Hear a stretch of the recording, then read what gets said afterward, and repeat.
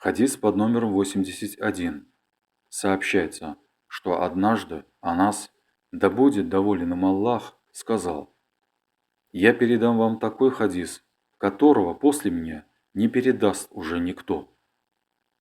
Я слышал, как посланник Аллаха, да благословит его Аллах и приветствует, сказал: «Предзнаменованием близости часа этого станет то, что количество знания уменьшится, а невежество и прелюбодеяние получат широкое распространение, и возрастет количество женщин, а количество мужчин сократится до такой степени, что на 50 женщин будет приходиться только один мужчина, опекающий их».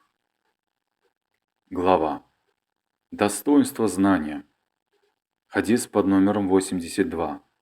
Сообщается, что Абдуллах бин Умар, да будет доволен Аллах ими обоими, сказал: «Я слышал, как посланник Аллаха, да благословит его Аллах и приветствует, сказал: однажды я увидел во сне, что мне поднесли кубок молока, который я пил до тех пор, пока не заметил, что влага выходит у меня из-под ногтей, после чего отдал остаток Умару бин аль-Хаттабу».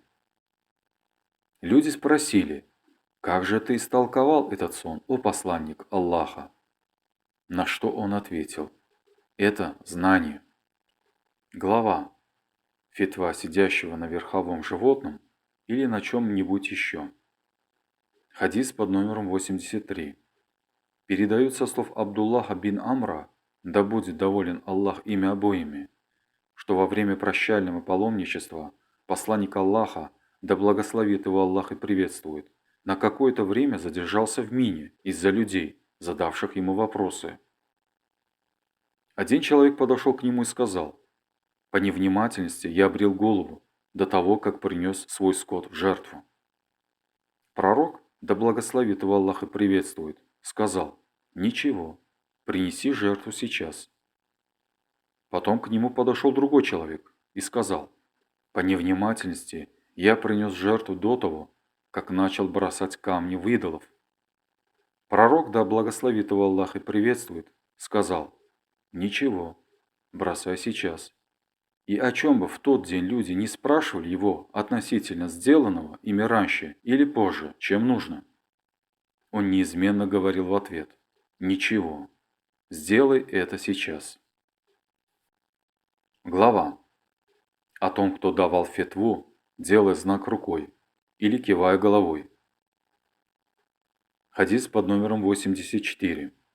Икрима передал со слов Ибн Аббаса, да будет доволен имя обоими Аллах, о том, что во время хаджа пророку, да благословит его Аллах и приветствует, задали вопрос. Спрашивающий сказал: «Я заколол жертвенное животное до того, как бросать камешки». И пророк, да благословит его Аллах и приветствует, сделав знак рукой, сказал: «Ничего». Затем другой человек сказал: «Я сбрил волосы до того, как заколол жертвенное животное».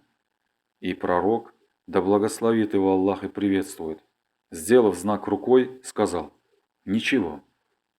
Хадис под номером 85.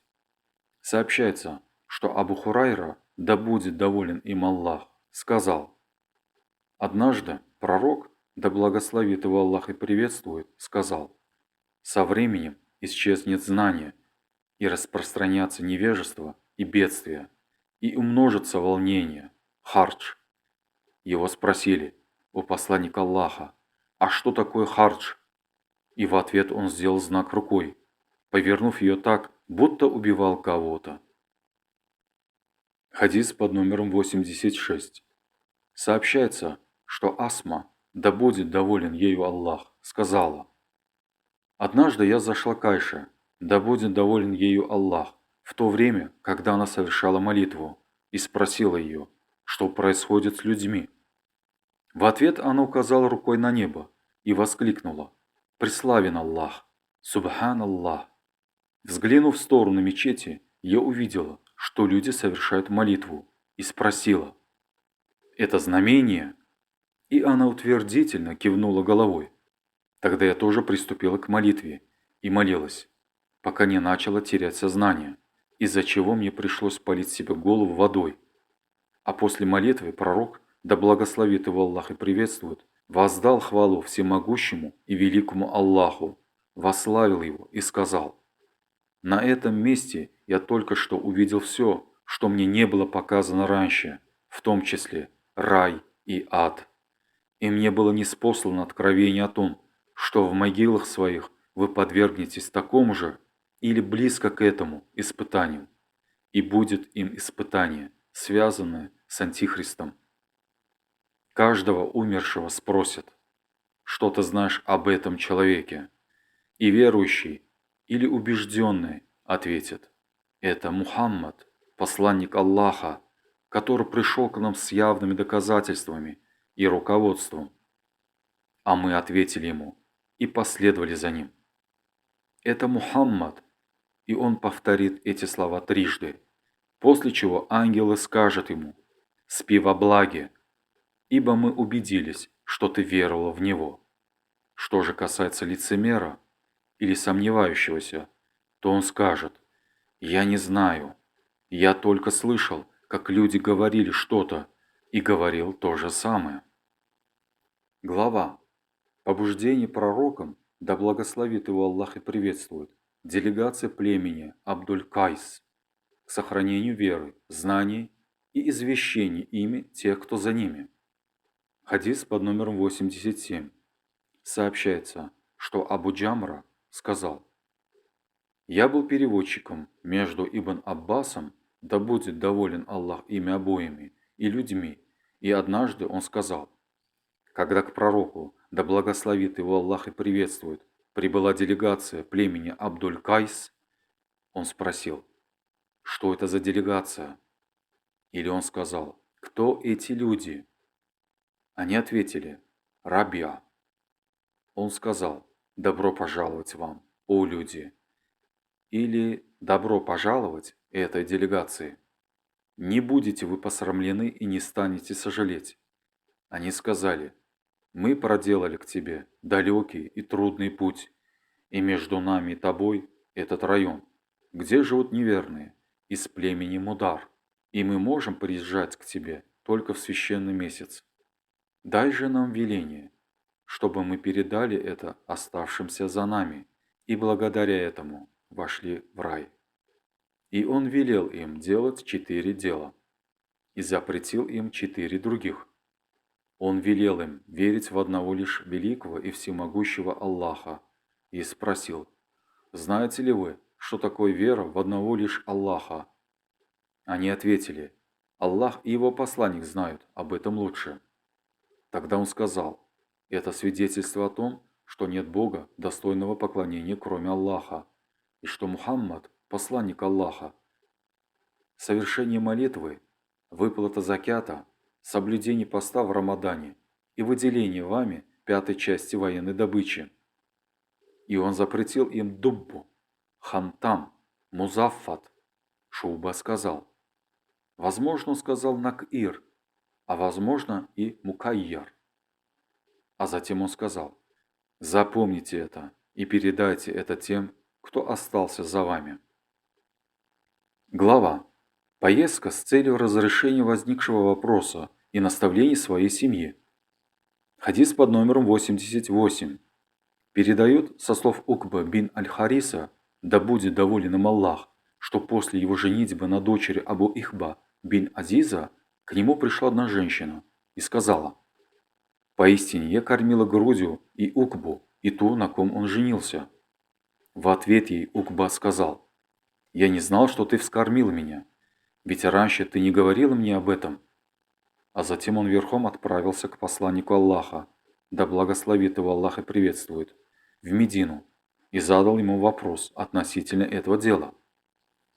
Посланник Аллаха, да благословит его Аллах и приветствует, сказал: «Как же она может оставаться твоей женой, если было сказано, что она твоя молочная сестра?» И после этого Укба расстался с ней, а она вышла замуж за другого человека. Глава.